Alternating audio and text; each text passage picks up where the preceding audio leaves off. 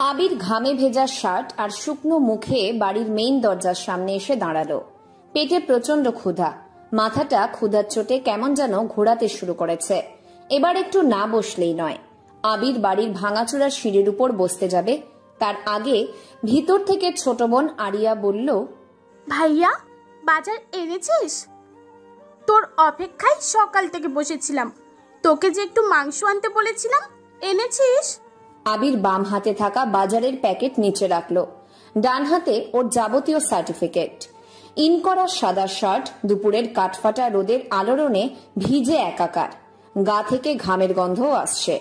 Area একদম সামনে এসে দাঁড়ালো, একটু চাপা অভিযোগ মিশ্রিত স্বরে বলল, তুই কি যে করিস? সকালে বের হলি, বললি তাড়াতাড়ি বাজার নিয়ে ফিরবি, না খেয়ে আছি এখনো, দুপুরের রান্নাটাও করা হয়নি, দেখি কি এনেছিস। আরিয়ার দিকে বাজারের ব্যাগটা বাড়িয়ে দিল আবির। আরিয়া বাজার হাতে নিয়ে দেখলো সেখানে শুকনো পটল, নরম আলু, ঝালের অবস্থাও ভালো না, কোনো মাছই নেই। আরিয়া এবার রাগী মুখ নিয়ে বলল, ভাইয়া তুই কি বাজারে আর কিচ্ছু খুঁজে পাস না?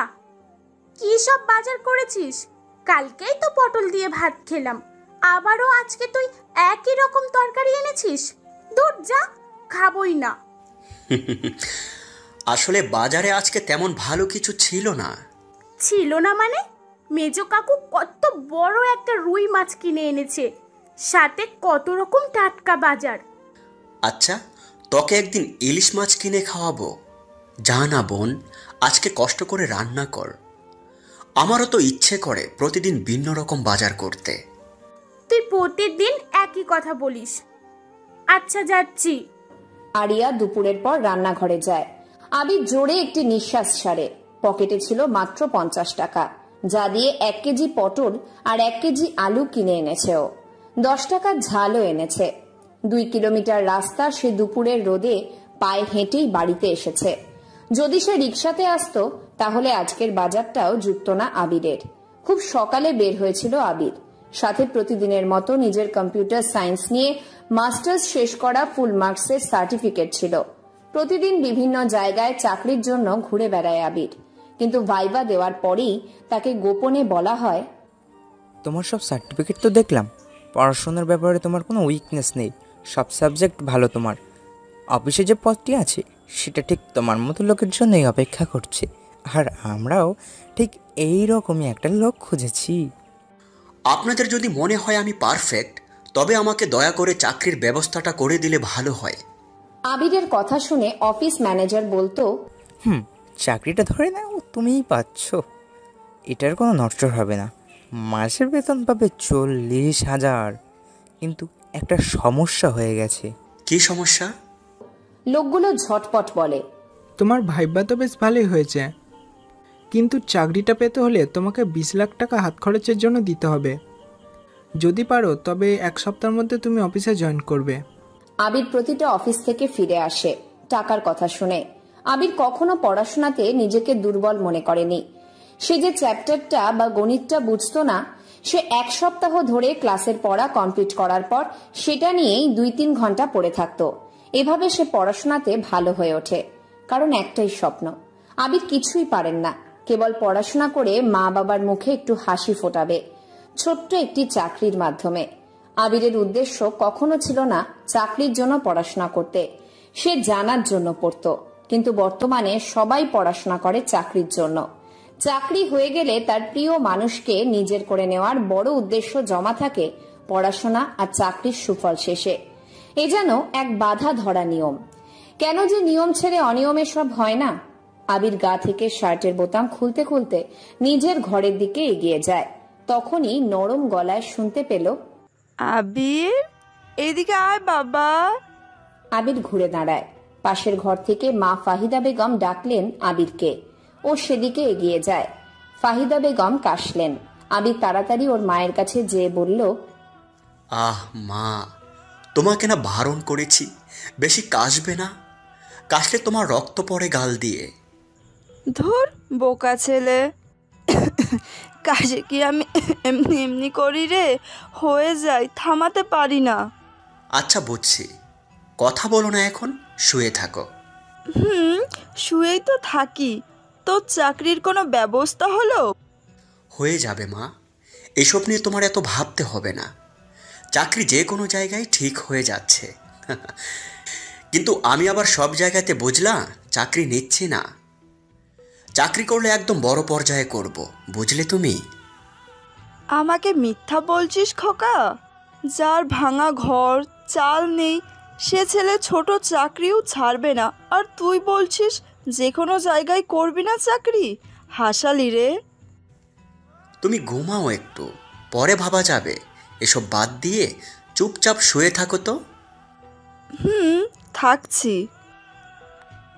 ওষুধ খাইছো সকালে? হ্যাঁ, খেয়েছি রে। কই দেখি তো, আর কয়টা ওষুধ আছে? না বাবা, তোর দেখতে হবে না, আমি তো খাই। ফুরিয়ে গেলে তোকে বলবো নি। আবির ওর মা ফাহিদা বেগমের কথা শুনল না। সে খাটের নিচ থেকে ঔষধ ছোট্ট ডালা বের করলো। সেখানে কোনো ঔষধ নেই, সব খালি পাতা পড়ে আছে। আবির ওর মায়ের দিকে তাকায়। ফাহিদা বেগম মুচকি হেসে বলল, কি করব বল? ঘরে খাওয়ার মতো তো চালও নেই। পড়াশোনার খরচের জন্য যা ছিল সবটা তোর জন্য তোর বাবা বিক্রি করে সেই যে অ্যাক্সিডেন্টে মরে গেল, এরপর তো সংসার তোর উপরেই এসে পড়েছে। বিদ্যুৎ বিল দিতে হবে না। তুই তোর চাচাদের বাড়ির জানালার বেয়ে আসা আলোয় পড়াশোনা করছিস। দিনগুলো কি ভুলতে পারি রে? আমার না তোকে নিয়ে চিন্তা কম, চিন্তা আরিয়াকে নিয়ে। কি হবে মেয়েটার? ওর ঘরে কারেন্ট এনে দিলি, টিউশনির টাকা জমিয়ে, একবেলা খাবারের টাকা জমিয়ে ওর জন্য তুই স্মার্টফোন কিনে দিলি। ওর পড়াশোনার খরচ আর সংসারের তো তুই একাই চালাস। তার উপর আমার বড় রোগ এসে ধরা পড়লো, ঔষধের খরচও যে তোকেই চালাতে হচ্ছে। আর কত রে খোকা? প্রতিদিন একই রকম তরকারি কেন খেতে হয় সেটা কেবল ওই পরিবারের লোকেরাই জানে। যেই পরিবারের পাশের বাড়ির থেকে আসা মাংস মাছের গন্ধ নাকে ভাসতে থাকে অথচ খেতে পারে না, সেই পরিবারই বোঝে কেন প্রতিদিন একই তরকারি দিয়ে ভাত খেতে হয়। ঔষধ ফুরিয়েছে, আজ 3 দিন হলো। তোকে বলতে ইচ্ছা করেনি। জানি না তুই কিভাবে টাকা দিয়ে ঔষধ আনবি, তবে সেই ঔষধ খেতেও যে আমার কষ্ট হয় বাবা। কান্না আসে রে বুক ফেটে। আল্লাহকে বলি সবার মরণ হচ্ছে, আমার কেন দিচ্ছে না? মা, তুমি চুপ করবে নাকি আমি বাড়ি ছেড়ে চলে যাব? আবির একটু জোরে কথা বলে উঠল। ফাহিদা বেগম মুচকি হাসছে। আবির কোনো কথা বলল না আর। ঔষধের খাঁচিটা জায়গাতে রেখে যেভাবে এসেছিল ওভাবেই বাড়ি থেকে বের হয়। হাঁটতে থাকে ও। জন হেনরি লা টমাস কিবোর্ড হাতে তুলে ফ্লোরে ছুঁড়ে মারলেন। সংক্ষেপে তাকে টমাস নামেই সবাই জানে। উনি পৃথিবীর একমাত্র ধনী ব্যক্তি। মাইক্রোসফট কোম্পানিটা ওনার নিজের, যা থেকে প্রতি মাসে ইনকাম করে কোটি কোটি ডলার। টমাস গা থেকে কোট খুলে সামনে থাকা কম্পিউটারের ওপর ছুঁড়ে মারলেন। পিছনে 10 থেকে 15 জন লোক দাঁড়িয়ে আছে। টমাস ঘুরলেন পিছনে, জোরে জোরে চিৎকার করে বললেন, who the hell is he? কে এই হ্যাকার যাকে তোমরা গত 10 দিন ধরে খুঁজে চলেছ কিন্তু পাচ্ছ না? সমস্যাটা কি তোমাদের? এত বড় বড় হ্যাকার রেখেও তোমাদের সামনে থেকে আমার কোম্পানির সব তথ্য চুরি করে নিচ্ছে কিভাবে? Tell me. কেউ কোনো কথা বলছে না। আমেরিকার বিশাল কোম্পানি টমাসের। শুধু মাইক্রোসফট না, অ্যাপল থেকে শুরু করে উইন্ডোজের সবকিছুই ওনার। বিশ্বের দামি হ্যান্ডসেট আইফোন ওনারই কোম্পানির। সেই কোম্পানির কিছু তথ্য 10 দিন আগে চুরি করে নেওয়া হয়েছে। কে করেছে সেটা কেউ জানে না, আর খবরটা গোপনই আছে। মিডিয়া জানলে ব্যাপারটা হয়তো আরো জটিল হতে পারে, জন টমাসের ধারণা। সে কারণে ওনার কোম্পানিতে থাকা সবচাইতে দক্ষ আর বড় হ্যাকারদেরকে ডেকেছেন তিনি। 15 জন সেরা সেরা হ্যাকার লাগিয়েও 10 দিনে তিনি ওই হ্যাকারের কোনো হদিশ পাননি। তথ্যগুলো নাসা মহাকাশ গবেষণার মালিক হিলিংটন রবার্টের কাছে বিক্রি করা হচ্ছে। টমাসের ধারণা রবার্ট ওর কোনো হ্যাকার দিয়ে সেই কাজটি করিয়েছে। রবার্ট আর টমাসের মধ্যে অর্ধ দশক সময় ধরে এক ধরনের বিবাদ লেগে আছে। নাসা তার মহাকাশের তথ্য টমাসকে জানাতে অস্বীকার করে, কারণ টমাস ওর তথ্য সবার আগে কিনে থাকে। সেজন্য রবার্টের থেকে টমাসের আয়ের সংখ্যা আর পরিচিতি বিপুল পরিমাণে হচ্ছিল। সেজন্য রবার্ট নিজেই টমাসকে ফেক নিউজ দিতে শুরু করে, আর টমাসের কোম্পানি সেটা পাবলিক করতেই বড় রকমের লস হয়। তারপর থেকে ওদের দুজনের মনোমালিন্য, যা আস্তে আস্তে বিশাল শত্রুতে রূপ নিয়েছে। রবার্ট চায় টমাসের মাইক্রোসফট কোম্পানির মতো একটা কোম্পানি করতে, সেজন্য রবার্ট তথ্য চুরি করিয়েছে, আর টমাস চায় নাসার পুরো সিস্টেম নিজের কবজায় নিতে। সেজন্য দুজন নিজেদের কোম্পানি প্রোটেক্টের কাজে বড় বড় হ্যাকার নিয়োগ করে রেখেছে। দুজনের কোম্পানির সিকিউরিটি সিস্টেম এত বেশি প্রখর আর উন্নত যে কোনো হ্যাকারই সেটা নষ্ট করতে পারবে না, কিন্তু তবুও দুজনের মধ্যে শত্রুতা চলেই যাচ্ছে। টমাস বলল, আগামী কয়েকদিনের মধ্যে আমি ওই হ্যাকারকে আমার সামনে দেখতে চাই। কে করেছে এমনটা, কি চায় সে, সব কিছু আমার জানতে হবে। আর বাকিদের কাজ হবে নাসার সিস্টেম হ্যাক করার। ওর সাথে থাকা বা আয়ত্তাধীন সকল স্যাটেলাইট নেটওয়ার্ক আমার আন্ডারে চাই। টমাস কথাগুলো বলে সেখান থেকে চলে যায়। রুমে থাকা সব হ্যাকার যেন একটু শান্তিতে নিঃশ্বাস ফেলল, কিন্তু তারাও খুঁজছে কে এই হ্যাকার, কে এত ইনফরমেশন চুরি করার ক্ষমতা রেখেছে। আবির হসপিটালের সামনে এসে দাঁড়ায়, জনসেবা হাসপাতাল। আবিরকে দেখে ডাক্তার মোহিত প্রশ্ন করল, কি ব্যাপার আবির, তুমি এই অসময়ে? ওই যে কারণে আসা হয় আমার। কি এক বিষয় নিয়ে পড়লে? ডাক্তারি কোনো কিছু যদি পড়তে তাহলে এখানেই তোমার চাকরির ব্যবস্থা করে দিতাম। সেটা তো করলে না, কম্পিউটার সায়েন্স নিয়ে ঘরে বসে আছো। কি হবে কম্পিউটার সায়েন্স নিয়ে পড়ে, যদি এই বয়সে একটা চাকরি না জোটাতে পারো? তাড়াতাড়ি করুন, মায়ের ওষুধ লাগবে। আসো। আবির হাসপাতালের মধ্যে একটা রুমে প্রবেশ করে, ব্লাড ডোনেট রুম। কিন্তু আবির নিজের রক্ত দান করে না। মানুষ রক্ত দান করে একজন রোগীকে বাঁচানোর জন্য, আর আবির রক্ত বিক্রি করে তার মায়ের জন্য ঔষধ নিয়ে যায়। এটা আজকে প্রথম নয়, কয়েক মাস আগেও ওর শরীরে থাকা গোল্ডেন পজিটিভ রক্ত বিক্রি করে গিয়েছে, যা দিয়ে ইন্টারভিউর কাগজ কিনত। কিছু খেয়েছো? আবির মাথা নাড়িয়ে না জানালো। মোহিত কয়েকটা আপেল বাড়িয়ে দিয়ে বলা শুরু করলো, আবির, এমন কোনো রক্তের গ্রুপের কথা কি জানো যে গ্রুপের মানুষের সংখ্যা পৃথিবীতে সর্বকুল্য 50-এরও কম? অবিশ্বাস্য হলেও একটি বিশ্বের বিরলতম রক্তের গ্রুপ।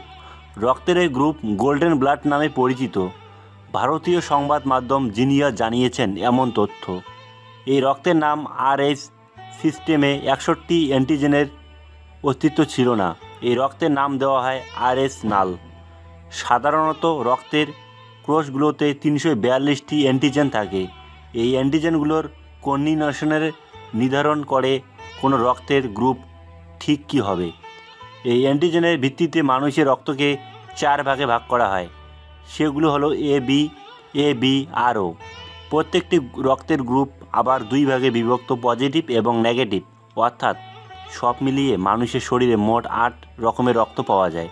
সেগুলো হলো A positive, A negative, B positive, B negative, O positive, O negative, AB positive, AB negative. 1961 সালে এই গ্রুপের রক্তের সন্ধান পাওয়া যায়। তারপর থেকে এই পর্যন্ত বিশ্বে মাত্র 40 জন মানুষের মধ্যে গোল্ডেন ব্লাড এর অস্তিত্ব খুঁজে পাওয়া যায়, যার মধ্যে তুমি একজন। এই ধরনের রক্ত বিরল হওয়ার কারণে এই গ্রুপটির নাম দেওয়া হয়েছে গোল্ডেন ব্লাড। এই গোল্ডেন ব্লাডের অধিকারীদের মধ্যে 9 জন নিয়মিত রক্ত দান করেন, তবে একজন বিক্রি করে, আর সেটা তুমি। বর্তমানে বিশ্বের জনসংখ্যা প্রায় 800 কোটি, 7.6 বিলিয়নের বেশি, যাদের মধ্যে গত 57 বছরে এমন 40 জনকে পাওয়া গেছে যাদের শরীরে এই বিরল গ্রুপের রক্ত রয়েছে। আবির কিছু বলল না। রক্ত দিয়ে সে বেড থেকে উঠল। মোহিত ওর সামনে টাকার বড় একটি খাম এনে দিল। আবিরের এটা দরকার। সে ছোট ছোট দোকান বা কোম্পানিতে চাকরির খোঁজ করেছিল, কিন্তু একটা বিষয় আছে না, চাকরি যদি উপরওয়ালাই ভাগ্যে না লিখে থাকে তাহলে তুমি চেষ্টা করলেও ব্যর্থ হবে। ঠিক আবিরের বেলাতেই এমনটা হচ্ছে। সে ছোট কোনো জায়গাতে চাকরি খুঁজলে পিছন থেকে সবাই বলে, এত দূর অবধি পড়াশোনা করেও তুমি এখানে চাকরি করবে? এটা আমরা মেনে নিতে পারবো না। সহজ কথা, তারাও চাকরি দিতে নারাজ, ঘুষ ছাড়া। দুনিয়াতে টাকার মূল্য বেশি। কথিত আছে পৃথিবীতে মানুষের জন্য দ্বিতীয় সৃষ্টিকর্তা হলো টাকা। টাকার কি এতটাই মূল্য? কিন্তু আমরাই তো টাকাকে বেশি প্রাধান্য দিয়ে থাকি, কারণ আমাদের চাহিদার তো কোনো শেষ নেই। আজকে কেউ 10,000 টাকার ড্রেস কিনছে, 2 দিন পর আবার কিনবে। অথচ এত টাকার ড্রেস কিনেই বা কি হলো? আবার পরে অন্যটা কেনারই বা কি দরকার? ঠিক এসব চাহিদার জন্য টাকার মূল্য বেড়ে চলেছে। আবির হাসপাতাল থেকে বের হয়, কাছে ওর প্রায় 20,000 টাকা। ব্যাপার খুব বিরল। নিজের রক্ত বিক্রি করে সংসার চালানো হচ্ছে। কত জায়গায় কাজ খুঁজেছে, কিন্তু পড়াশোনাতে ডুবে থাকা ছেলেটা কি আর হাতের কোনো কাজ পারবে? আবার চাকরির জন্য বহু জায়গাতে ছুটে বেরিয়েছে। লাখ টাকার দাবিতে সে আজ ব্যর্থ। পকেটে হাত গুজে সে হাঁটছে। ওর পকেটে থাকা বাটন ফোনটি বেজে উঠল। ফোন বের করে তাকিয়ে দেখে মায়ার নাম্বার। সে রিসিভ করলো। আবির, কোথায় তুমি? রাস্তায়। জানি, আমি দেখেছি। দাঁড়াও, আমি ওখানে আসছি। মায়া ফোন কেটে দিল। আবিরের দায়িত্বের মাঝে আরো একটি বিশাল চাপ, আর সেটা হলো মায়া। আবির রাস্তার পাশে দাঁড়িয়ে আছে। কল্পনাতে চাকরি, কম্পিউটার, আরো অনেক কিছুই সে ভাবছে। আবির হাঁটছে, পকেটে হাত গুজে হাঁটছেও। হঠাৎ অনুভব করলো ওর পাশে একটি সাদা রঙের গাড়ি এসে থেমেছে। আবির গাড়িটাকে খুব ভালো করেই চেনে। মায়া গাড়ি থেকে নামলো, হাতে একটি মোটা ব্যাগ। গাড়ির সামনে এসে ড্রাইভারকে বলল, আপনি চলে যান। গাড়ি নিয়ে তিনি চলে গেলেন। আবিরের পাশে এসে দাঁড়ায় মায়া। রিক্সা ডাকো। না, বাসায় যাব, মায়ের ওষুধ ফুরিয়ে গেছে। যেও, বাট একটু পর, আগে রিক্সা ডাকো। মায়া যেটা বলবে সেটাই সে করবে, কারণ মায়া আবিরের ব্যাপারে প্রচণ্ড জেদি। তাই আবির কোনো কথা বলল না, রিক্সা ডাকলো। মায়া আবিরকে নিয়ে রিক্সাতে করে ছোট্ট পার্কের দিকে এগিয়ে যায়। আবির আর মায়া দুজনে একে অপরকে অনেক বছর ধরে ভালোবাসে। দুজনকে এত সহজে বুঝতে পারে, এজন্য কে কখন রেগে আছে আর তখন কি বলা দরকার সবটাই যেন সহসা মুখস্থ থাকে। একটা সম্পর্ক অনেক বছর টিকে থাকার পিছনের আসল রহস্য হলো আন্ডারস্ট্যান্ডিং। একে অপরকে খুব বেশি পরিমাণে বোঝা, সহজে বোঝা। এই ব্যাপারটাই রিলেশনকে বহু দূর এগিয়ে নিয়ে যায়। আবির আর মায়ার মধ্যে এই রকম রিলেশন। কলেজে পড়ার সময় থেকে একে অপরের প্রেমে পড়ে। মায়া মেয়েটা ডিফারেন্ট, বড়লোকের মেয়ে হলেও চলাফেরা সাধারণদের মতো। মানে মায়াকে বউ হিসেবে পারফেক্ট মানাবে। ভাগ্যক্রমে আবির মায়াকে পায়, যদিও সম্পূর্ণভাবে কাছে পায় না তারা একে অপরকে। শুধু বিয়েটা হলেই হয়ে যাবে, কিন্তু আবির চাকরি না পাওয়াতে কোনো কিছুই হচ্ছে না। মায়া তার পরিবারকে জানাতে পারছে না আবিরের কথা। আবার আবির তাকে বিয়ে করতে পারছে না চাকরির অভাবে, কারণ আবির এমনিতেই মা আর বোনকে নিয়ে কষ্ট করে সংসার চালাচ্ছে। তার উপর যদি মায়াকে নিয়ে আসা হয়, পরিস্থিতি আর আগের মতো থাকবে না। কথায় আছে, অভাব যখন নিকটে আসে তখন ভালোবাসাটাও জানালা দিয়ে পালায়। আগামী 2 মাসের মধ্যে নাসা বিজ্ঞানী বৃষ্টির কোনো প্রকোপতাই খুঁজে পাচ্ছে না। আবহাওয়ার খবরটা অনেকবার চেক করে তথ্যগুলো কালেক্ট করে নিল বিজ্ঞানীরা। সবকিছু ঠিক রেখে নিউজটা প্রকাশের প্রস্তুতি নেয়। লাইভ টিভিতে সরাসরি প্রকাশ করে। নাসা কোম্পানির মালিক রবার্ট নিউজটা প্রকাশের দায়িত্ব দিয়েছে কয়েকজন বিজ্ঞানীকে। যখন টিভিতে হেডলাইন হিসেবে লেখাটা আসে, সেখানে লেখাটা একদমই পাল্টে যায়। সেখানে লেখা আসে, আগামী 2 মাসে ঝড়ের প্রকোপ অনেক বেশি। নিউজটা তখন পুরোপুরিভাবে পাবলিশ হয়ে যায়। নাসা থেকে আবহাওয়ার এমন খবর দেখে সাধারণ পাবলিক ধরেই নিয়েছে আগামীতে ঝড় আসতে চলেছে। কিন্তু রবার্ট নিউজটা দেখার পর সে নিজেই অবাক হয়। এমনটা তো ছিল না। সে সবাইকে ডাকে, নিউজের ব্যাপারে জানতে চায়। এটা কি ধরনের খবর প্রকাশ হলো? স্যার, আমরা কিছুই জানি না। যতবার ওই স্ক্রিনে লেখা প্রকাশ করতে চাইছি, ততবারই লেখা নিজে থেকেই পাল্টে গেছে। মজা করো, সত্য করে বলো, কে এমন ভুল করেছে? সত্যি বলছি স্যার, আমরা সবাই সাক্ষী। সবাই একসাথে কথাটা বলে উঠল। রবার্ট কিছুই বুঝতে পারে না। তখনই টমাসের কল আসলো। টমাস বলল, কি বন্ধু, শুনলাম তোমরা নাকি ভুয়া খবর প্রকাশ করছো। এবার তো গেল তোমার কোম্পানি ডুবে। রবার্ট ফোন ছুঁড়ে মারল ফ্লোরে। মনে মনে বলল, টমাস করেছে? তাহলে হ্যাকার দিয়ে এসব? টমাসকে চুপচাপ কিছুক্ষণ গালি দিতে থাকে রবার্ট। তখনই ওর অফিসের ফোনে একটি রিং বেজে উঠল। রবার্ট রিসিভ করে। Hello sir, I am wizard. এটা আমার ডাক নাম, সো কল মি উইজার্ড। আমি বিগত 10 বছর ধরে আপনার নাসা কোম্পানির সিস্টেম হ্যাক করার চেষ্টা করছি, কিন্তু পারছিলাম না। আজকে বেশ কিছুটা সফল। হয়তো একদিন আমি সবটাই আমার করে নেব। আমি আছি কোনো এক জায়গাতে, আমাকে খুঁজে সময় নষ্ট করবেন না, কারণ এই উইজার্ডকে কেউ খুঁজে পাবে না। একবার ভাবুন তো, যে আপনার সিস্টেমের কিছুটা হলেও হ্যাক করতে পেরেছে, তাকে কি এত সহজে খুঁজে পাবেন? তাই বলছি, আপনি সিকিউরিটি বাড়ান। এমন দিন আসবে কড়া সিকিউরিটিতেও কাজ হচ্ছে না। টেক কেয়ার অ্যান্ড ব্ল্যাক উইজার্ডের পক্ষ থেকে অগ্রিম শুভকামনা। কেমন যেন গম্ভীর গলায় কথাগুলো বলে ব্ল্যাক উইজার্ড নামের হ্যাকার ফোন কেটে দিল। রবার্ট বোকার মতো তাকিয়ে আছে সামনে। সহকারীরা ওর পাশে এসে দাঁড়ায়। জন হেনরি নামের একজন জিজ্ঞাসা করে, কি হয়েছে স্যার, আপনাকে কেমন আপসেট দেখাচ্ছে কেন? পরে সব বলবো, আগে আপাতত আমাদের সব সিস্টেম অফ রাখো। টিভিতে একটা নিউজ প্রকাশ করো, হ্যাকারের প্রয়োজন। যে দক্ষ হ্যাকার তাকে সরাসরি নাসা কোম্পানিতে জব দেওয়া হবে। অফারটা প্রকাশ করে সব চ্যানেলে, শুধু যুক্তরাজ্যে নয়, পুরো পৃথিবীতে নিউজটা যেন প্রকাশ পায়। আমি হ্যাকার চাই, যে কোনো বড় ধরনের হ্যাকার আমার দরকার। কিন্তু কেন স্যার, কারণটা কি? সব কিছু জানতে পারবে, যেটা বললাম সেটা করো। স্যার, হ্যাকার তো আর বাজারে কোনো পণ্য নয় যে চাইলেই পাবো। তারা সামনেও হাসতে চাইবে না। তবে রাশিয়াতে হ্যাকারদের সংখ্যা অনেক বেশি, জাপানেও থাকতে পারে। আপনার বর্তমান হ্যাকার দ্বারা সব জায়গাতে খোঁজ করুন, এমন অনেক বড় পর্যায়ে হ্যাকার পাওয়া যাবে। সব জায়গাতে খোঁজ নাও। I need a man hacker. Robert কথাগুলো বলে রুম থেকে বের হয়ে যায়। নাসা অনেক বড় একটি কোম্পানি, যেখানে সবকিছু হাই সিকিউরিটিতে ভর্তি। আপাতত ব্ল্যাক উইজার্ডের সব সিস্টেম ডিলিট করে নতুন করা হয়েছে নিজেদের সিস্টেম। কিন্তু প্রশ্ন একটাই, কে এই ব্ল্যাক উইজার্ড? সারাদিন না খেয়ে আছো তাই না? মায়ার কথায় আবির চমকে ওঠে। আরিয়ার কথা ভাবছিল। কালকেই বোনটার জন্য অনেক বড় একটি মাছ কিনে নিয়ে যাব। কি হলো বলো, খাওনি তাই না? মায়া ব্যাগ থেকে একটি ছোট্ট টিফিন বক্স বের করে। এটা নতুন কিছু নয়, সপ্তাহে 3 দিন মায়া নিজে এসে খাইয়ে দিয়ে যায়। আবির বলল, আর কত করবা তুমি? চুপ থাকো, প্রতিদিন একই কথা বলো। যতদিন বেঁচে আছি ততদিন করব। হাসলে কেন? এখন বুঝবে না হাসির কারণ। মায়া কিছু বলল না। টিফিন বক্স খুলে সেখান থেকে বিরিয়ানি হাতে তুলে নিল। আবিরের মুখের সামনে ধরে খেতে বলল ও। আবির বাধ্য ছেলের মতো বিরিয়ানি খেতে থাকে। মায়া আবিরের খাওয়া দেখছে।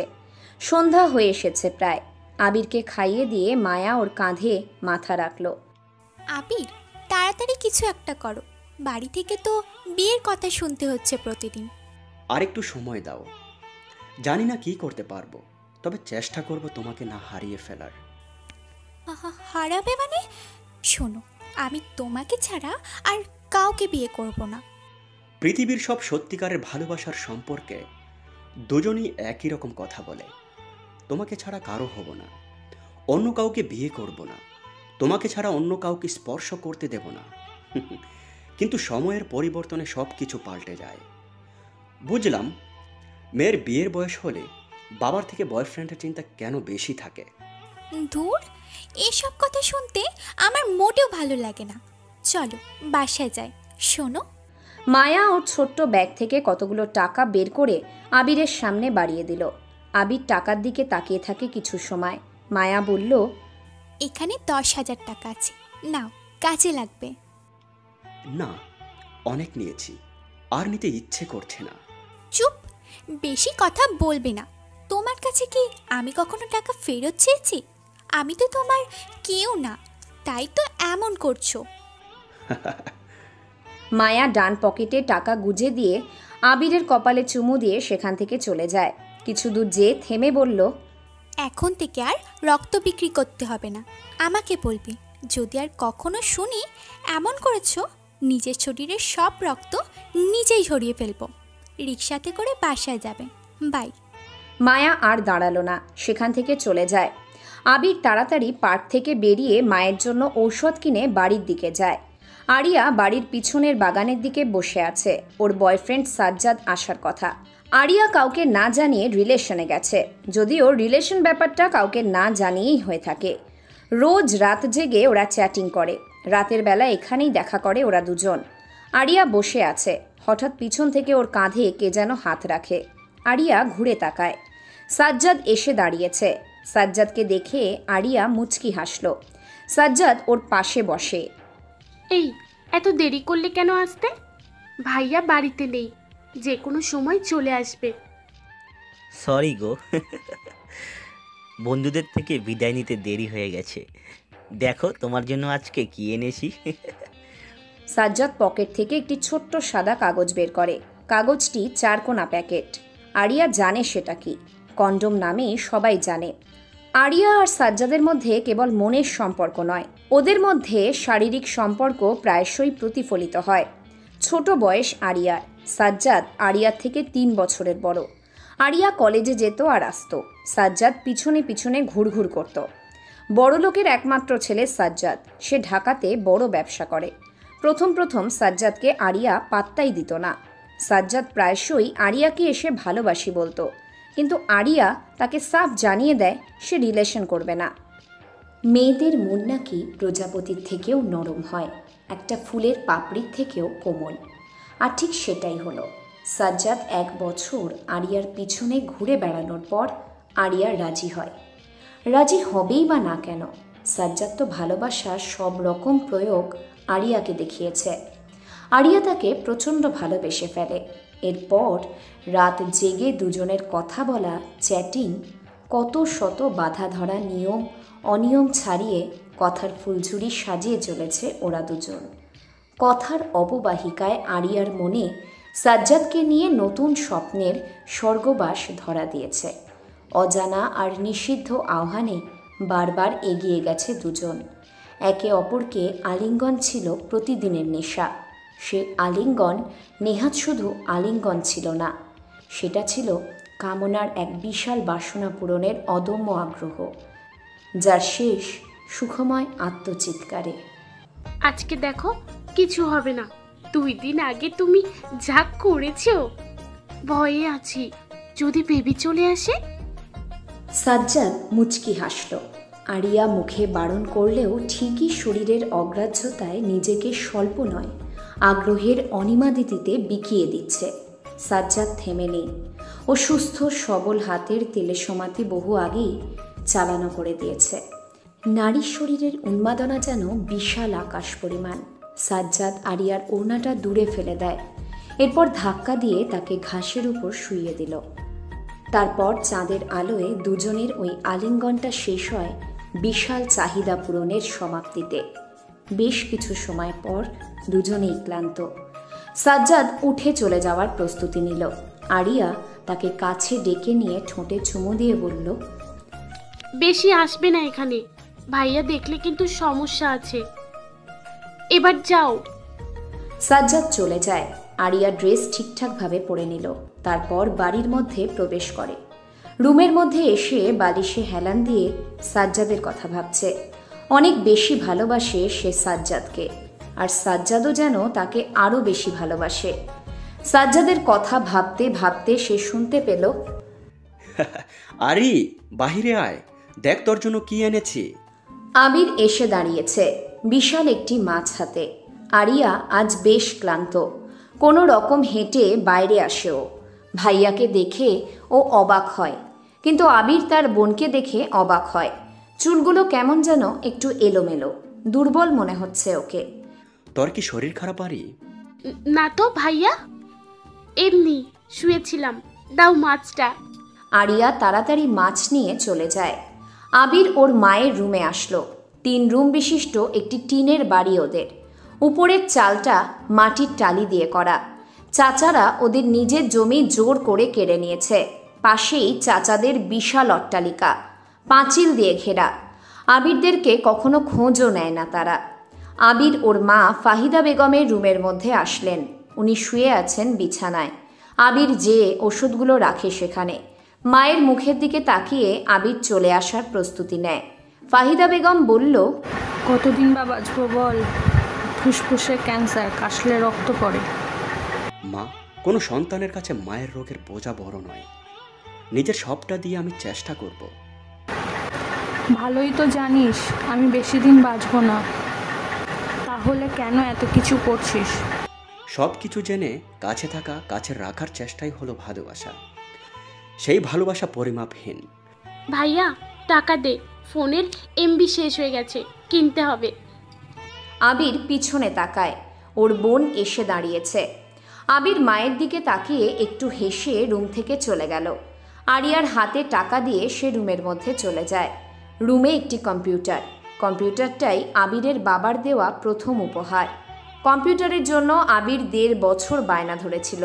এটাই মধ্যবিত্ত পরিবারের কোনো জিনিস পাওয়ার বিশাল সংগ্রাম। একটা সময় অনেক কিছুই ছিল আবিরের বাবার, কিন্তু ওর চাচারা সবাই বেইমানি করে নিজেদের কাছে হাতিয়ে নিয়েছে, যা শোনার পর আবিরের বাবা প্রথমবারের মতো স্ট্রোক করে। আবিরের খুব রাগ ওদের চাচাদের ওপর। মেজ চাচার ছোট মেয়ে আবিরকে যেন চাকর মনে করে। দেখা হলে আবিরের সাথে খুব বাজে ব্যবহার করে চাচার ছোট মেয়ে প্রীতি। আবির কম্পিউটার অন করল। ডাটা সেটআপ দিয়ে সে বিভিন্ন সাইটে ঘুরে বেড়াচ্ছে। প্রতিদিন ঠিক এমন করেই কাটিয়ে দেয়। কম্পিউটারে তেমন কোনো কাজ নেই ওর, অতটাও প্রয়োজন পড়ে না। ওর মা কতবার বলেছে কম্পিউটারটা বেচে দিতে, কিন্তু আবির দেয়নি। ওর বাবার উপহার। আবিরের কোনো প্রয়োজন পড়ে না কম্পিউটারের।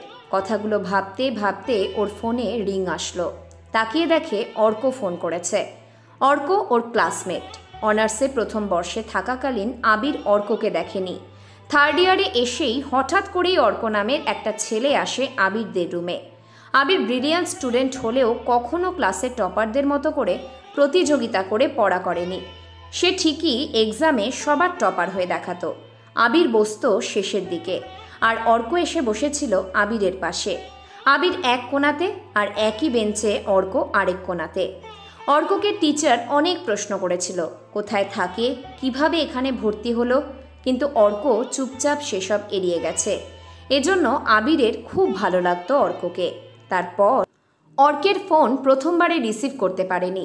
অর্কের সাথে বহু মাস পর কথা হবে আবিরের। আবির তাড়াতাড়ি রিসিভ করলো ফোন। অর্ক বল। কেমন আছো ভাই? ভালো, তুই? আছি।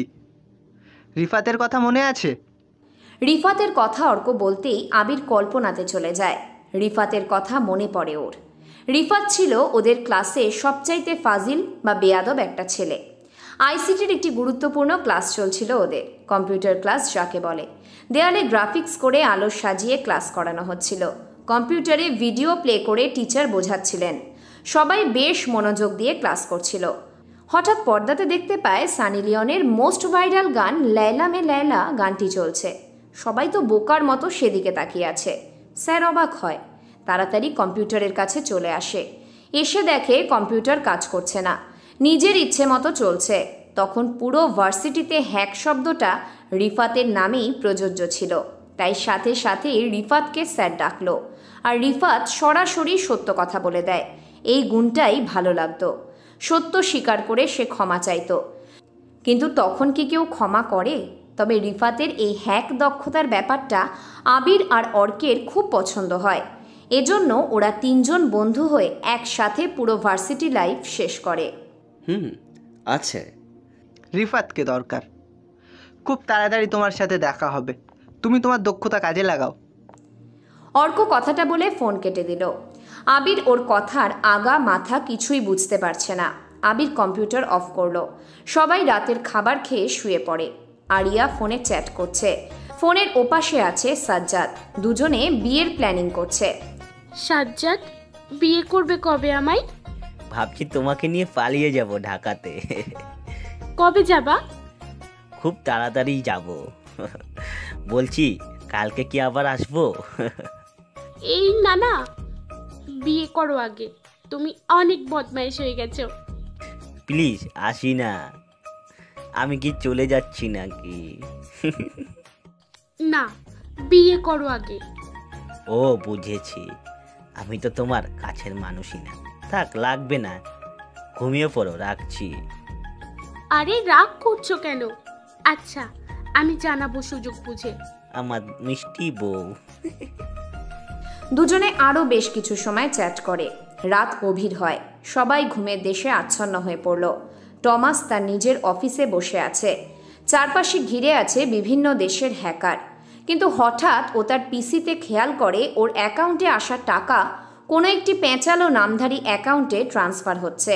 মানে টমাসের অ্যাকাউন্টে টাকা আসছে, আর টমাসের অ্যাকাউন্টের টাকা সাথে সাথে আরেকটা অ্যাকাউন্টে চলে যাচ্ছে।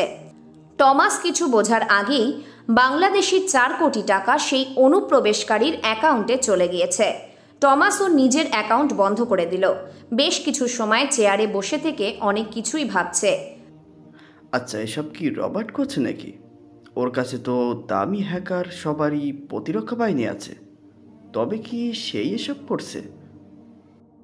কথাগুলো ভাবতে ভাবতে টমাসের কাছে একটি ফোন আসে। সে রিসিভ করলো। ওপাশ থেকে ভাঙা ভাঙা গলায় বলল, হ্যালো স্যার, কেমন আছেন? কে? I am black wizard. আমাকে চিনবেন না? আমার নেশা সম্পর্কে আপনি বললে হয়তো বুঝতে পারবেন আমি কে। আমি একজন সাইবার হ্যাকার। সাইবার জগতে আমি উইজার্ড নামে পরিচিত। আপনার অ্যাকাউন্ট থেকে টাকাটা সরিয়ে নিলাম আমি। সব কিছু হ্যাক করার ইচ্ছে ছিল আমার, কিন্তু পারছি না। অনেক প্রোটেকশন দেয় আপনার নিজস্ব সার্ভারে, তবে একদিন ঠিকই সব কিছু আমি নষ্ট করে দেব, নিজের কবজায় নিয়ে আসব। আমাকে কেউ আটকাতে পারবে না। Good bye. Black wizard phone কেটে দিল। টমাস যেন বোকার মতো তাকিয়ে থাকে পিসির দিকে। নাম্বারটা লোকেট করার জন্য একজন হ্যাকারকে ডাকলো। কিছু সময় পর টমাসকে এসে জানানো হয় নাম্বারটি কোনো লোকেটেড হচ্ছে না, বারবার লোকেশন পাল্টে যাচ্ছে। টমাস বেশ উত্তেজিত হয়ে সবাইকে বলল, হয়তো হতে পারে রবার্টের এটা কোনো চাল, তবে সেই প্ল্যান যেন আগামীতে বড় না হয় সেজন্য আমাদের দক্ষ হ্যাকার প্রয়োজন। পৃথিবীর সব জায়গাতে খোঁজ নাও, দক্ষ হ্যাকার কোথায় পাবো? উইজার্ডকে কি চাই, তাকে থামাতেই হবে। ওই আবিরের বাচ্চা, ওঠ বলছি, ওঠ। আবির লাফ দিয়ে বিছানা থেকে উঠল। চোখ কচলে পাশে তাকিয়ে দেখে প্রীতি দাঁড়িয়ে আছে। আবির কিছুটা বিরক্ত নিয়ে বলল, তুই এখানে কেন? ওই তোকে না বলেছি আমাকে তুই করে বলবি না? তুই হলি আমাদের থেকে নিচু পর্যায়ের, আর আমরা বড় পর্যায়ের, এই জন্যই তুই করে বলবি না। তোর বড় পর্যায়ের আমি? আবির, এসব কি হচ্ছে? কি বলছে মেয়েটা আগে শোন। আর তুই তো সবটা জানিসই, ও যা বলছে ঠিকই বলছে। মা, তুমি এই অবস্থায় উঠে এসেছো কেন? শালা, মায়ের কথা আগে ছাড়, চল আমার সাথে। প্রীতি কথাটা বলে আবিরের হাত ধরে ঘর থেকে বের করলো। আরিয়ার সামনে এসে দাঁড়ায়। প্রীতির দিকে তাকিয়ে বলল, তুই ভাইয়ার সাথে এভাবে কথা বলিস কেন? চুপ কর। তুই বেশি কথা বললে তোকেও বাড়ির কাজে লাগিয়ে দিব, বুঝলি? কেউ কোনো কথা বলল না। বলবেই বা কি করে? আবির চাইলে অনেক কিছুই তো বলতে পারে, কিন্তু কেন বলছে না? কারণ একটাই, আবিরেরা বর্তমানে যে জায়গাতে থাকছে সেটা প্রীতিদের, মানে আবিরের সেজ চাচা নিয়াজ সাহেবের। আবির কিছু বললেই ওর মা বোনকে নিয়ে রাস্তায় বের হতে হবে। মা আর বোনের দিকে তাকিয়ে সব কিছু মেনে নিচ্ছে আবির। দেখ আমার গাড়ির কি অবস্থা, কাদা লেগে আছে, ড্রাইভার আসেনি, তুই এখন পরিষ্কার কর। আমি পারবো না। তুই পারবি, তোর বাপ। আর একবার আমার বাবাকে নিয়ে কথা বললে। আবির প্রীতির দিকে হাত উঠিয়ে কথাটা বলল। সাথে সাথেই পিছন থেকে আবিরের কাঁধে হাত রেখে কে যেন ঘুরিয়ে নিল। আবির সামনে ঘুরতেই একটা চর ওর গালে এসে পড়ল। আবির তাকিয়ে দেখে নিয়াজ সাহেব এসে দাঁড়িয়েছে। আবিরের শার্টের কলার টেনে ধরে বলল, ছোট লোক জাত, ছোটদের মতো থাকবি। আমার মেয়ে যা বলছে তাই কর, না হলে যেখানে থাকছিস না সেটাও করে নিব, এরিয়া থেকে বের করে দেব, বুঝলি?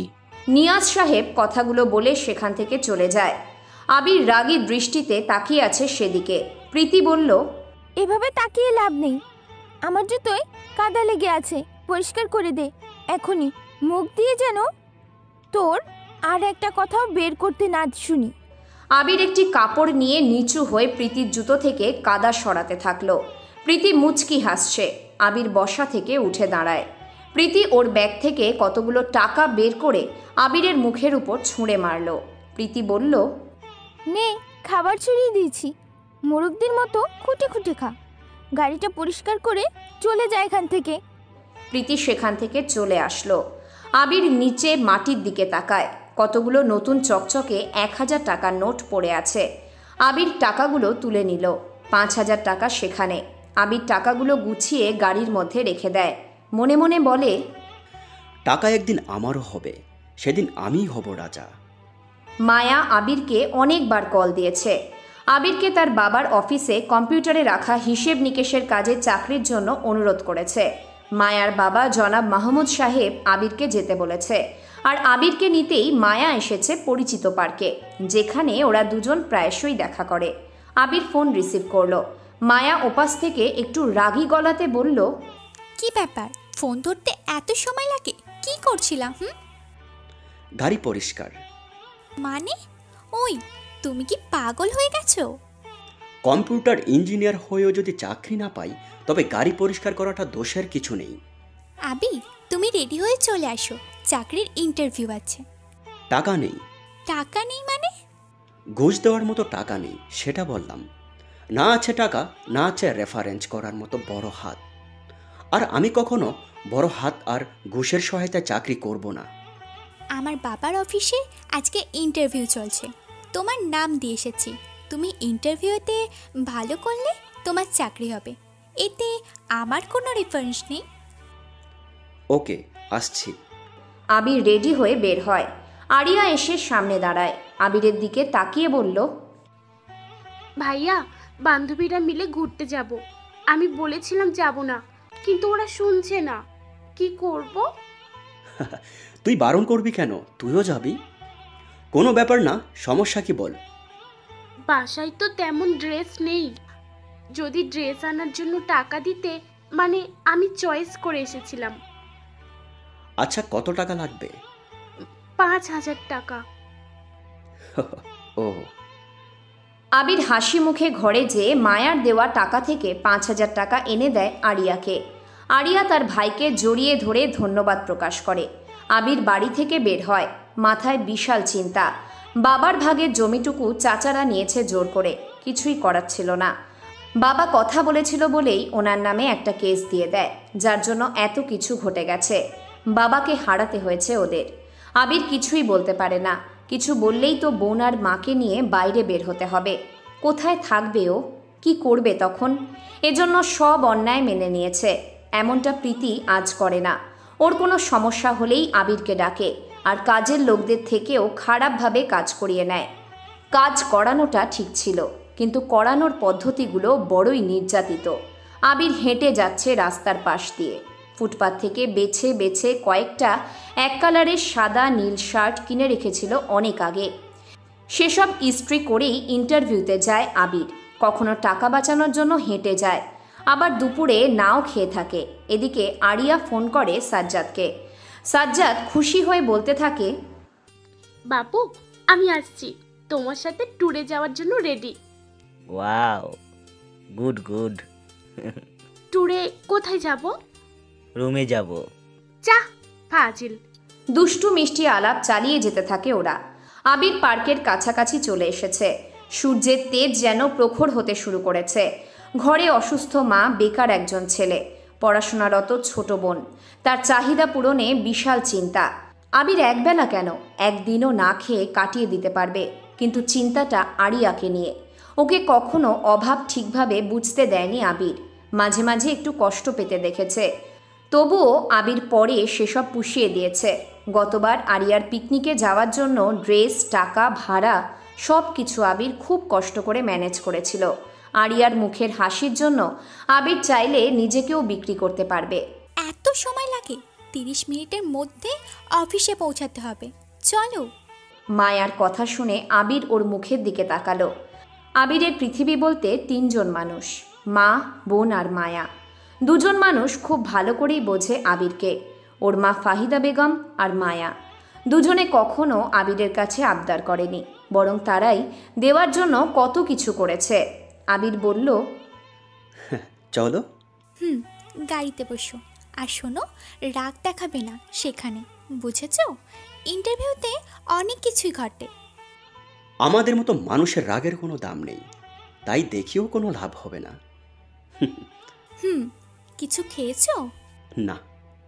আচ্ছা, আগে ইন্টারভিউ শেষ করো। কয়েক মিনিট পর আবির বিশাল একটি অফিসে এসে পৌঁছালো। আবির গাড়ি থেকে নামতেই মায়া এগিয়ে আসলো। আবিরের শার্টের বোতাম ঠিক করে দিল। চুলগুলো এলোমেলো হয়ে আছে। মায়া ঠিক করে দিল 2 হাত দিয়ে। সবার আড়ালে আবিরের কপালে আলতো করে চুমু দিয়ে বলল, বেস্ট অফ লাক, আমি বাইরে আছি।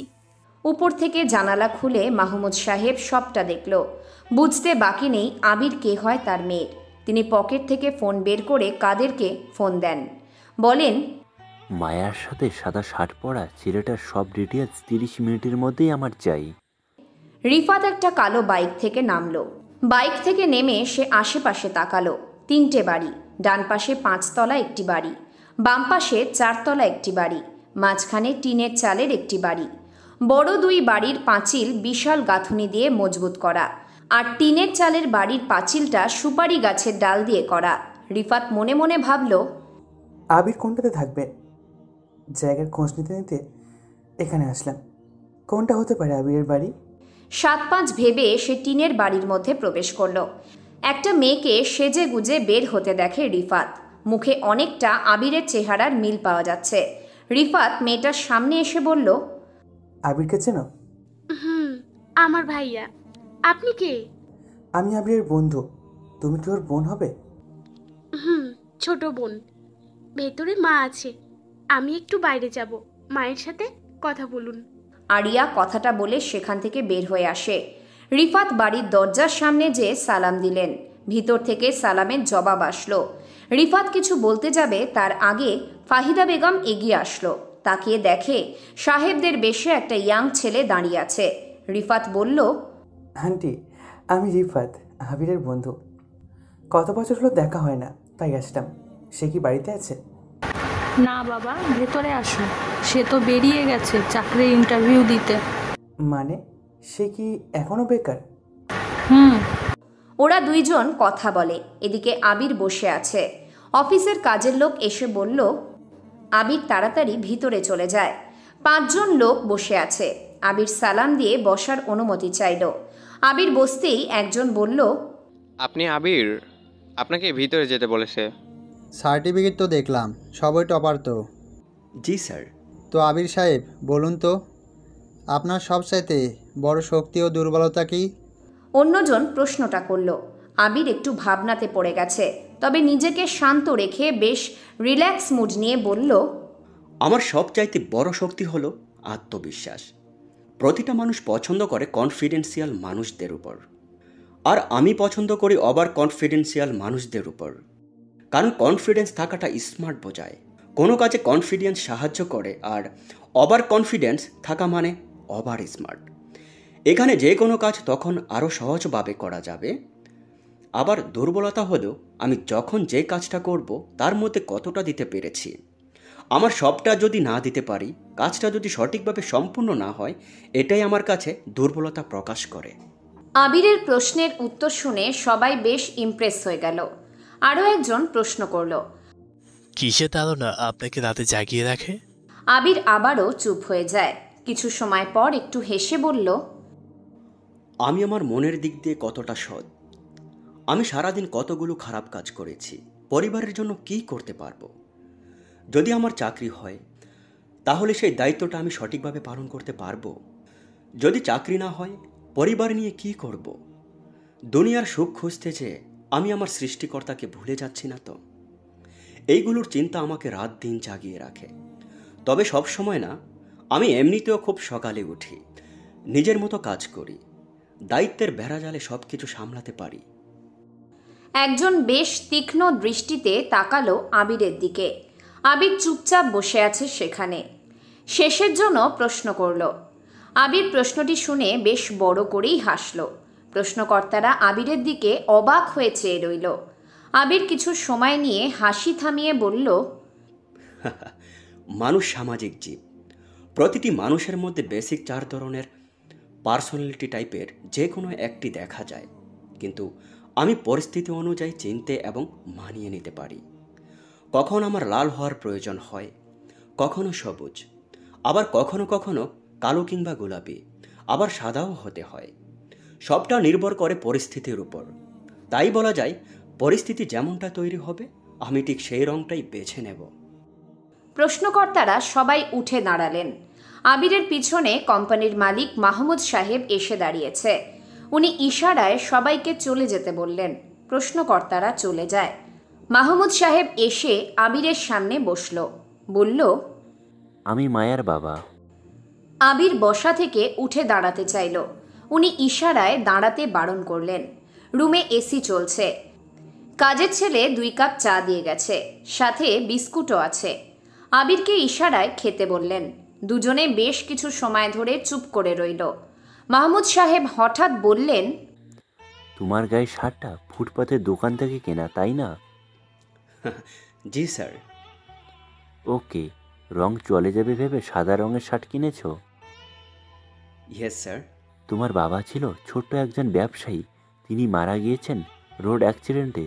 যদিও সেদিন তিনি তোমার চাচাদের ব্যবহারে কষ্ট পেয়ে বাড়ি থেকে বের হয়েছিলেন। তোমার বাসা টিন শেটের ঘরে অসুস্থ মা, বিয়ে দেওয়ার মতো বয়স হয়েছে তোমার। বোনের বোনকে অভাব বুঝতে দাও না। তেমন একটা প্রতিদিন কি যেন বাজার করো। অল্প টাকাতে যা পাই সেটাই। আমার বাড়ির কাজের লোকেদের খাবারের মেনু কি জানো? না। মাছ, মাংস, সব ধরনের টাটকা সবজি। আমি কম্প্রোমাইজ করতে ভালোবাসি, কিন্তু নিজের মেয়ের ব্যাপারে একদমই না। স্যার, সহজ করে কথা বলুন। পেঁচানো মানুষের সামনে পেঁচিয়ে কথা বলাটা অন্যরকম হয়। বুঝতে পারছো তাহলে? মায়ার থেকে চলে আসতে হবে, তাই তো? আমি মায়াকে বলবো না তোমার কথা, তবে তোমাকেই ওর কাছ থেকে চলে আসতে হবে। কারণ আমি কখনো তোমার হাতে ওকে তুলে দেব না, আর না চাকরি দেব। চাকরি দিলে তোমাকে সামনে এনে মায়া আমাকে অনেক কিছুই বোঝাবে, আর আমি আমার মেয়ের কথা ফেলতে পারি না। তোমাকে কোনো চাকরি দেয়নি, এই ব্যাপারটা তুমি বলবে তাকে। আমিও বলবো, তবে সেসব বানিয়ে বলবে। যাও। আবির অফিস থেকে বের হয়। গেটের বাইরে এসে ঘুরে একবার অফিসের দিকে তাকালো। মনে মনে বলল, আজ টাকা আছে বলে আমার উপর শত শর্ত দাঁড় করিয়ে দিলেন। একদিন টাকা আমারও হবে, সেদিন আমি ধ্বংস করে দেব পৃথিবী। রিফাত আবিরের রুমে এসে বসেছে। কম্পিউটার অন করলো। সাধারণ একটি কম্পিউটার। রিফাত কম্পিউটারের দিকে তাকিয়ে রহস্যময় এক হাসি দিল। অর্ককে ফোন দেয়। অর্ক রিসিভ করে বলে, হ্যাঁ রিফাত ভাই বলো। দেখা হবে খুব তাড়াতাড়ি। আর এটা শুনে রাখ, আবিরকে আমি ডেভিল বানাবো। দেশে তবে আরও একটা ডেভিলকে দেখতে পাবে। দেশ না, বল পৃথিবী এবার নতুন ডেভিল দেখবে। তবে এবার সে ডেভিল নয়, হবে ভিলেন, মানে হারামি যাকে বলে। Okay, waiting for next part. Rifat computer off করলো। সে ফাহিদা বেগমের সাথে কিছু সময় কথা বলে সেখান থেকে চলে আসলো। অর্ক আর রিফাতের রহস্যময় কথাগুলো কোনো সাধারণ কথা নয়। কথাগুলোর মধ্যে একটা বিশাল গল্প আছে। সময় হলে সবাই তা বুঝতে পারবে। আরিয়া গাড়িতে করে যাচ্ছে। পাশেই সাজ্জাদ বসে গাড়ি চালাচ্ছে। কিছু দূর যেতেই একটা ছেলের সামনে গাড়িটা থামলো। আরিয়া বলল, ছেলেটা কে? সাজ্জাদ মুচকি হাসল। ছেলেটার নাম ফুয়াদ, সাজ্জাদের বন্ধু। আরিয়াকে দেখেই বলল, আরে ভাবি। ফুয়াদ গাড়িতে উঠল। গাড়ি চলতে থাকে। কিছু দূর যেয়ে নাইম নামের একটা ছেলে গাড়িতে উঠল। আরও কিছু দূর এসে শাহিন নামের একটা ছেলে উঠল গাড়িতে। একটি গাড়িতে 5 জন মানুষ, 4 জন ছেলে আর একটি মেয়ে। আরিয়া সাজ্জাদের দিকে কৌতূহলী দৃষ্টিতে তাকাচ্ছে বারবার। সাজ্জাদ ইশারায় বোঝালো, ভয় নেই, ওরা আমার কাছের বন্ধু, তোমাকে সম্মান করে অনেক। সবাই যাচ্ছে ট্যুরে। আরিয়া গাড়ির মিউজিকের সাথে বেশ মজা করেই চলছে। কোনো ভাবনা নেই। পুরনো শহর ছেড়ে বিকালে পৌঁছায় নতুন একটি শহরে। একটি নিরিবিলি বাড়ির মধ্যে একটা রুম নিল সাজ্জাদ। বাড়ির পাশ দিয়েই নদী বয়ে চলেছে। সাজ্জাদ আরিয়াকে নিয়ে রুমে উঠল। ফুয়াদ বলল, তোরা দুজন এনজয় কর, আমরা দেখি খাবার পাই কিনা। বাই। ফুয়াদ, নাইম আর শাহিন রুম থেকে বেরিয়ে আছে। সাজ্জাদ দরজা আটকে দেয়। আরিয়ার কাছে এসে বিছানায় ধাক্কা দিয়ে ফেলে দিল তাকে। আরিয়া বিছানায় ছিটকে পড়ে। মুখে লজ্জা মাখা হাসি নিয়ে সাজ্জাদকে বলল, এইসব কি হচ্ছে? সব সময় দুষ্টুমি করো, ফাজিল কোথাকার। আমি ফাজিল, আমি বেয়াদব, সব কিছু আমি। তবুও তুমি আমার। কথা বলতে বলতে সাজ্জাদ আরিয়ার গা থেকে কাপড়গুলো খোলা শুরু করেছে। আরিয়ার কোনো বাধা নেই, সে সাজ্জাদের দিকে তাকিয়ে আছে। সাজ্জাদ এক এক করে আরিয়ার গা থেকে সব কাপড় খুলে ফেলেছে। আরিয়া দেখতে বেশ মিষ্টি। নিম্নবিত্ত পরিবারের জন্ম নিলেও আরিয়া দেখতে যথেষ্ট সুন্দরী। এমন মেয়েকে যে কেউ পাওয়ার জন্য পাগল প্রায়। কিন্তু সাজ্জাদ তো কেবল তাকে পেয়ে ক্ষান্ত নয়, সে আরিয়ার সবটুকু পেয়েছে। একটা নারীর সবচাইতে মূল্যবান নিজের শরীরের জিদ, সেইটাও সাজ্জাদ ছাড় দেয়নি। সাজ্জাদ নিজের গা থেকে টি শার্ট খুলে ফেলল। তারপর আবির ওর হাত থেকে সব কাগজ ছিঁড়ে ফেলে দিল ডাস্টবিনে। শার্ট ইন থেকে খুলে দিল। পকেটে হাত গুজে দিয়ে ফুটপাত দিয়ে হাঁটছে। দুপুর গড়িয়ে বিকেল হয়ে আসছে। পেটে ক্ষুধা থাকলেও কোনো ইচ্ছেই করছে না খেতে। বারবার মায়ার কথা মনে পড়ছে ওর। একে অপরকে কতই না ভালোবাসে। আবির 5 বছর রিলেশনে মায়াকে কেবল গালে চুমুই দিয়েছে। আলিঙ্গনে একে অপরের কাছে এসেছে, অথচ মায়াকে ছাড়া তার থাকার দিন চলে এসেছে। এইচএসসি পরীক্ষার সময় ওদের দেখা। দুজনেই একই বেঞ্চে বসে পরীক্ষা দিয়েছিল। সেদিনের পর টুকটাক কথা বলা। কাকতালীয়ভাবে একই কলেজে ভর্তি হয় ওরা দুজন। এরপর বন্ধুত্ব শুরু। একে অপরকে পছন্দ করা, ভালোবাসা, সবটা যেন ভাগ্যেই ছিল। কতই না স্বপ্ন ছিল একসাথে ঘর বাঁধার। আবিরের কাঁধে মাথা রেখে মায়া বলতো, আবির, তোমার বাড়িতে যখন একেবারে যাব তখন অনেক মজা হবে। দেখো, আমি রান্না করব, তুমি আমাকে পিছন থেকে জড়িয়ে ধরে জ্বালাবে। আবির বলে সায় দিত, কারণ তখন থেকেই আবিরের চিন্তা কিভাবে সে মায়াকে নিজের করে নেবে। মায়াকে নিয়ে পালানোর স্বপ্ন না দেখলেও একদিন মজার ছলে আবির মায়াকে বলেছিল, চলো আমরা পালিয়ে যাই। কি বলো তুমি? তোমার পরিবার নিয়ে তোমার কত দায়িত্ব, আর পালিয়ে কোথায় যাবে? কি করে খাওয়াবে আমাকে? আর তোমার পরিবারের কি হবে শুনি? আবির মায়াকে শক্ত করে জড়িয়ে ধরে সেদিন, কারণ এমনটা কখনো কোনো মেয়ে বুঝবে না। আবির হাঁটতে থাকে। পাশে মায়ার গাড়ি এসে দাঁড়িয়েছে। মায়া গাড়ি থেকে নেমে আবিরকে ডাকলো, এই আবির, চাকরি হয়েছে? না। ও আচ্ছা, আমি আব্বুর সাথে কথা বলে নেব, চাকরি হয়ে যাবে। আবির কোনো কিছু বলছে না। মায়ার থেকে সে হেঁটে চলে আসতে থাকে। লাবণ্য চেয়ারে বসে আছে। সে এখন অনেক বড় একটি পজিশনে এসেছে। চেয়ারে হেলান দিয়ে লাবণ্য অনেক কিছুই ভাবছে। কয়েক বছর আগের কথাগুলো লাবণ্য সব সময় ভাবে। একটি কালো রাত, চারপাশ যেন অন্ধকার। সেই কালো রাতে একটি ব্লাস্ট হয়। সেই ব্লাস্টে মারা যায় দুজন সরকারের অধীনে থাকা লোক, সাকিব ও সোহেল। কিন্তু কেন? ডেভিলের মাইন্ড গেমে তারা মারা গিয়েছিল। ডেভিল কোথায় আছে? সেদিন রাতে অনেকগুলো প্রশ্ন রয়ে যায় সবার কাছে। দেশের জনগণ, এমনকি সরকারও প্রশ্নের উত্তর খুঁজে চলেছিল। একটা সময় না পেয়ে সব কিছু থামিয়ে দেয়। এখনও অবধি লাবণ্য ছাড়া এই শহরের ডেভিল নিলয়কে অন্য কেউ চেনে না। নিলয় যে ডেভিল ছিল এটা কেবল এই ঢাকা শহরে একমাত্র লাবণ্য জানে। আর যারা জানতো তারা সবাই মারা গিয়েছে। লাবণ্য সেদিনের রাতের কথা ভাবছে। অর্ককে তুলে আনা হয় ডেভিল ভেবে, কিন্তু অর্ক ছিল ডেভিলের সাথে থাকা ছোট্ট একজন হ্যাকার। আসল ডেভিল তো ছিল নিলয়, যাকে মাস্টার অফ মাইন্ড গেমার বলা হয়ে থাকে। টেকনোলজিতে তার জ্ঞান অনেক। সে চাইলেও পুরো পৃথিবীটা নিজের করে নিতে পারত।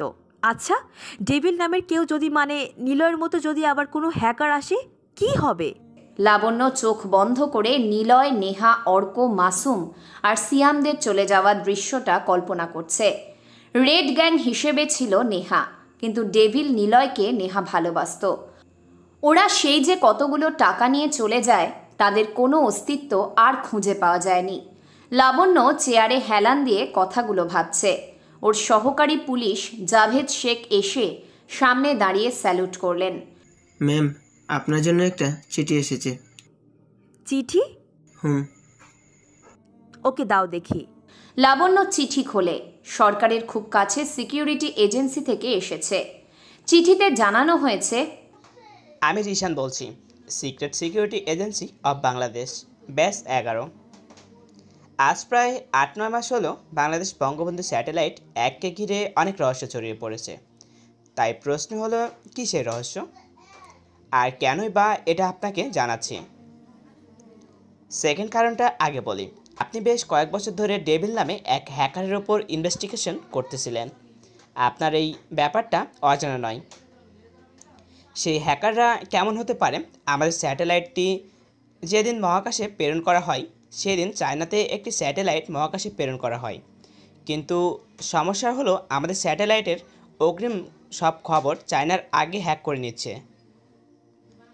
র এজেন্ট কোম্পানি থেকে জানা যায় নাসারও এর সাথে যুক্ত। নাসার মূলত সকল দেশের প্রথম বা উন্নত মানের স্যাটেলাইটগুলোকে দক্ষ ও বুদ্ধিমান হ্যাকার দ্বারা নিয়ন্ত্রণ করে তথ্য চুরি করে নিয়েছে বহু বছর ধরে। এটা কখনো কেউ বুঝতে পারেনি, জানতেও পারেনি। নাসার টেকনোলজি এত বিশাল যা সরাসরি বোঝাই মুশকিল। তাদের ব্যাপারে কেস ফাইল করা বোকাদের মতো কাজ। মূলত চায়না আমাদের মাথায় কাঁঠাল ভাঙছে, আর পুরো পৃথিবীর ওপর কাঁঠাল ভাঙছে যুক্তরাষ্ট্র। নাসা কোম্পানি, আপনি যেহেতু ডেভিলের ওপর সব রকম ইনভেস্টিগেশন করছেন, তাই আপনি হয়তো হ্যাকার খুঁজে পাবেন।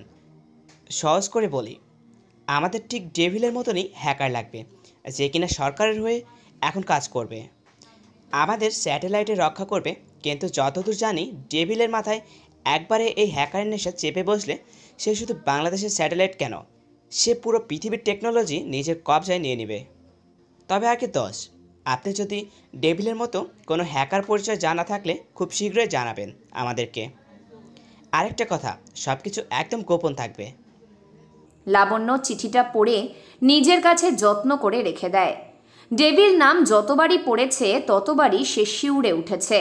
ডেভিল যদি ব্যাক করে না জানি কি না কি হবে, তাকে সামলানো কষ্টসাধ্য। আবির মায়াকে ইগনোর করে বাড়িতে চলে এসেছে। বাড়িতে এসেই আরিয়াকে ডাকলো। ওর মা ফাহিদা বেগম ভিতর থেকে বলল, আরিয়াকে তো তুই নিজেই ট্যুরে যেতে বলেছিস, সকালে বেরিয়েছে, কি জানি কখন ফিরবে। আবির ওর মায়ের ঘরের দিকে এগিয়ে যায়। ফাহিদা বেগম শুয়ে আছে। আবিরকে দেখে তিনি বললেন, চাকরি হলো? চাকরি আর করবো না কোনোদিন। সে কি হয়েছে? আচ্ছা মা, মাঝে মাঝে কেন ইচ্ছে করে সব কিছু ছেড়ে বিষ খেয়ে মরে যাই। কষ্টে এমন হয় পাগল। মা, গরিব হয়ে জন্ম নেওয়াটাই কি দোষের? কুৎসিত হয়ে জন্ম নেওয়াটাও কি দোষের? কেন মানুষ এত পার্থক্য খোঁজে? বড় বড় লেকচার কেবল বইয়ের পাতায় আর ফেসবুকের পোস্টেই দেখা যায়, কিন্তু একটা সুন্দরী মেয়েকে দেখতে বাজে ছেলে রাস্তায় ভালোবাসি বললেই অপমান করে তাড়িয়ে দেয়। ছেলে ভালো হলেও দোষটা সে কুৎসিত। একবেলা খেতে না পারা মানুষগুলোর স্বপ্নটা কি জানো? মনের চাহিদাটা কি জানো? পরের বেলা যেন এভাবে না খেয়ে থাকতে না হয়। অথচ যারা বড় লোক তাদের কি চিন্তা থাকে যেন পরের বার আরও জমজমকভাবে পার্টি দেওয়ার ব্যবস্থা করতে হবে। আবির রুম থেকে বের হলো। পকেট থেকে ফোন বের করে আরিয়াকে কল দেয়। আরিয়া তাড়াতাড়ি ফোনের স্ক্রিনে তাকিয়ে দেখে আবিরের কল। সে তাড়াতাড়ি রিসিভ করে। আবির ওপাশ থেকে শুনতে পেল আরিয়া বেশ হাঁপিয়ে হাঁপিয়ে কথা বলছে। কণ্ঠে একটি চাপা অন্যরকম স্বর। আরি, তুই ঠিক আছিস তো? হ্যাঁ হ্যাঁ ভাইয়া, ঠিক আছি। বান্ধবীদের সাথে মজা করছি তো, এই জন্য হাঁপিয়ে গেছি। রাতে ফিরবো, ভোরে কথা হবে। আরিয়া ফোন কেটে দেয়। সাজ্জাদের খোলা পিঠে 10 আঙ্গুলের নখের খামচি দিয়ে বলে, এই থামো এবার, আর পারছি না, আমি হাঁপিয়ে গেছি।